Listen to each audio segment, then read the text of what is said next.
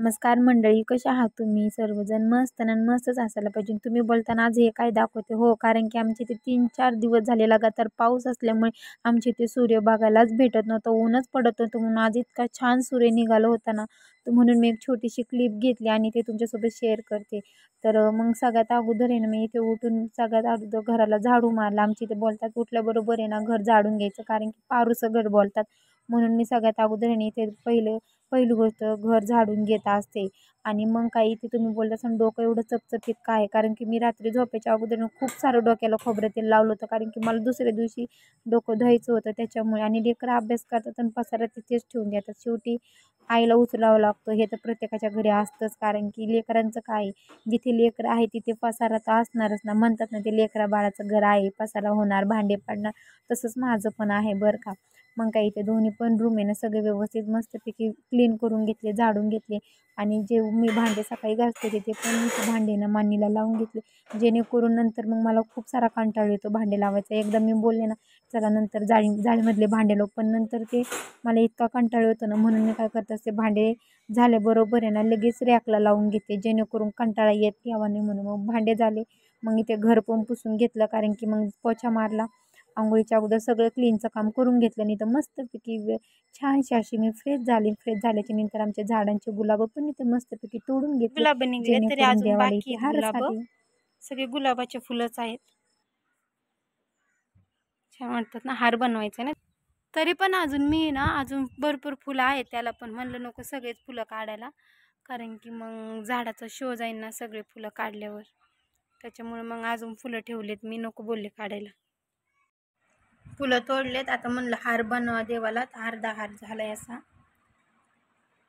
घरगुती हार आहे बरं का, देवाला बनवायचं आहे, घरच्या फुलांचा आहे.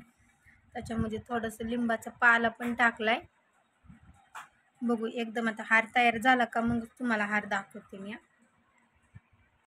तर मग मी इथे लगेच देवपूजा करून घेतली, कारण की देव पण इथे स्वच्छ देवांना आंघोळ घालून मग मी पण इथे लगेच देवपूजा करून घेतली. आणि जो देवाला हार बनवला होता तो पण मी इथे लगेच बाबांच्या फोटोला हार घातला, कारण की आज होती गुरुपौर्णिमा. आणि गुरुपौर्णिमेच्या तुमच्या आणि तुमच्या परिवाराला सगळ्यांना हार्दिक शुभेच्छा. तर गुरुपौर्णिमेनिमित्त मग मी इथे माझं दर गुरुवारी तो उपवास असतो, तुम्हाला माहिती आहे. मग इथे फक्त लेकरांसाठी आणि यांच्यासाठी ना नाश्ता बनवला, म्हणजेच लच्छा पराठा. आणि मी तर काही उपवास असल्यामुळे मला तर काही दुपारचं जेवणाचं काही आलंच नाही, फक्त लेकरांसाठी. लेकरांनी डब्यासाठी पण लच्छा पराठा नेला आणि हे बोलले मी आज बाहेरच खाईन. मग बोलले जाऊ दे, एकटीसाठी कुठे काय करू. मग मी बोलले ठीक आहे, नंतर बघेल, भूक लागली तर कर, नाही तर नाही करणार.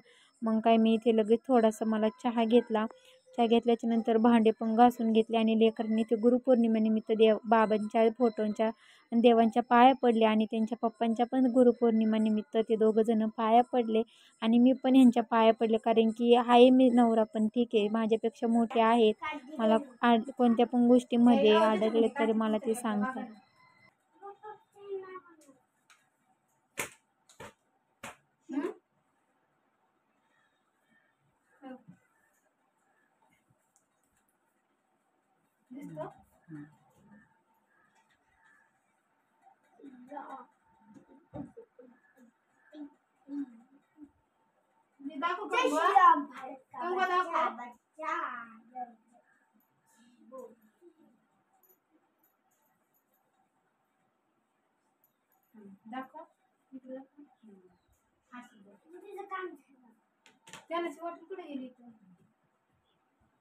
आणि कपडे घाण करू नका, पाऊस आला ते एका साईडला थांबायचं, पावसात भिजायचं नाही बरं. स्वेटर नको घालू, आता पाऊस नाहीये. कार्तिक दिराच्याकडे लक्ष द्या, ऐकून मी त्याला सांगते.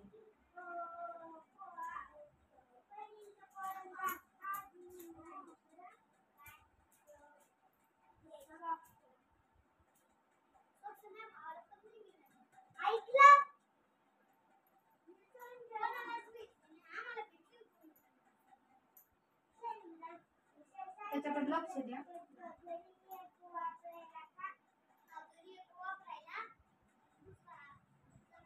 आणि केस अजिबात विस्कळले नाही पाहिजे ना. शाळेतून अवताराने एकदम व्यवस्थित टाकते, जसं शाळेतून जातात ना तसंच अवतार आला पाहिजे घरी आता.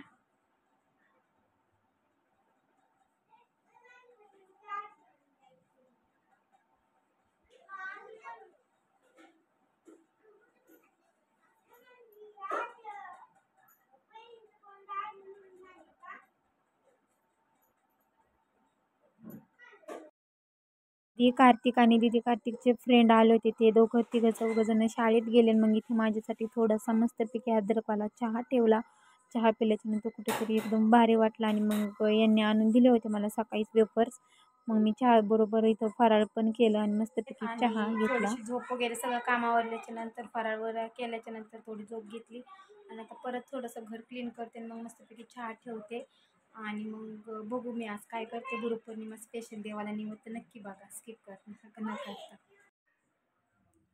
पीठ इथं मळून ठेवलंय, इथे दूध पण तापतंय. तोवर तर आता लगेच मी तुम्हाला सगळा स्वयंपाक झाल्यावरच भेटते.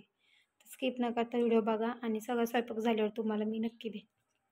तर मी ते वाटाणा आणि बटाट्याची भाजी बनवली. इथे देवाला थोडंसं पाणी आहे आणि हे थोडेसे बोळ्या तळ्या, इथं गुळ आहे आणि ही चपाती आहे. साधंच बनवले. पोळ्याचा स्वयंपाक बनवायचा होता, पण पोळ्याचा स्वयंपाक मी का नाही बनवला ते हे तुम्हाला मी नेक्स्टच्या ब्लॉगमध्ये सांगेन. तर चला मी देवाला नैवेद्य दाखवते. मग मी ते देवाला पण नैवेद्य दाखवला आहे. तुम्ही देवाला नैवेद्य दाखवता का नाही हे पण कमेंट करून सांगा बरं का. आता सगळं कामावरले आणि देवाला नैवेद्य पण ठेवलाय ना. आता मी हा ब्लॉग इथे सेंड करते आणि मी पण आता उपास सोडवते. तर हा ब्लॉग तुम्हाला कसा वाटला तर कमेंट करून सांगा. आणि धावपळ तर माझी पण होती, नक्की तुमची पण असणार. तर टाटा बाय बाय, भेटू नेक्स्टच्या ब्लॉगमध्ये.